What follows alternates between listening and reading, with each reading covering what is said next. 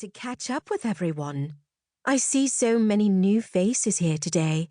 For heaven's sake, I missed only the first few weeks of the season, but I already feel behind. You know Serena, she doesn't let the grass grow under her feet, Grace remarked. I was surprised to show up at our first meeting in the new year and find over 24 ladies in attendance. It helped that Edwina and I stayed in London throughout the summer and fall when much of the autumn depart for the countryside, Serena said. Even with that seasonal exodus, by Christmas there were over 20 of us meeting weekly. Word about us continues to spread, and now that the season is in full swing... With a sweep of her arm, Serena gestured about the room. As you can see, we're filling up Edwina's drawing room. The more the merrier, Edwina said. If necessary, we can hold our meetings in the music room. That's where my family used to host large gatherings when I was young. This house belongs to your family? Charlotte asked. I assumed it had belonged to your late husband. No. My husband's younger brother lives in the home I shared with Beasley. We're on good terms, and I have a standing invitation to stay there any time I wish. However, I don't wish to be the importuning relation always underfoot. My parents no longer spend time in London, nor does my sister Constance, who wouldn't stay here in any case, as she and her husband have a large residence just off Berkeley Square. So, it works out for me to live here. It also works out quite well for us ladies of the Wednesday afternoon social club, Grace said. So much so that I forbid you to ever quit the group, Edwina. Because, seriously, where else would we be able to plot our schemes and misbehave? Serena smiled in acknowledgement of this truth.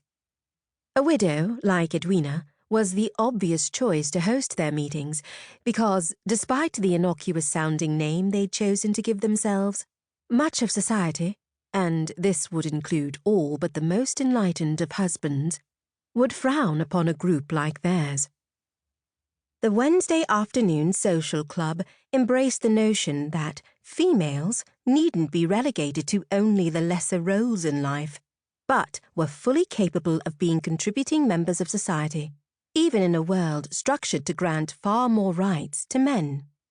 Not to mention, the ladies in the club discussed these contributions while wearing trousers, if that was their preference, or partaking those traditionally male libations such as brandy or whiskey. To be sure, plenty of cups of tea were also consumed at the meetings, with a splash of strong spirits if the lady wished. The point of the group wasn't simply to copy the behaviour of men, but rather to give ladies, for an afternoon anyway, a choice as to how they wished to comport themselves, whether that took the form of what they wore, or what they consumed, or what they discussed. They had the freedom to choose. The Duchess continued. Rochester is quite broad-minded and doesn't seem to mind my penchant for wearing trousers in a discreet setting now and again.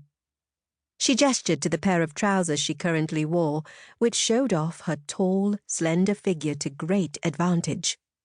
But I'm not sure even he would countenance similar behaviour in a large group of ladies meeting in his home.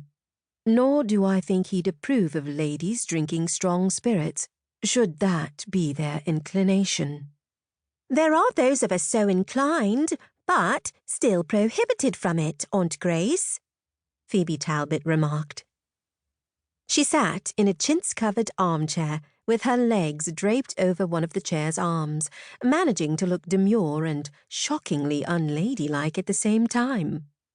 She fanned herself with a folded copy of the latest issue of The Advocate, a radical newspaper published by Edwina's beau, Jason Latimer. The Duchess turned to her niece with a wry smile. My darling Phoebe, you know that I'm risking your mother's censure just by bringing you to these meetings. We both know she'd consider them thoroughly unsuitable for a young lady. And while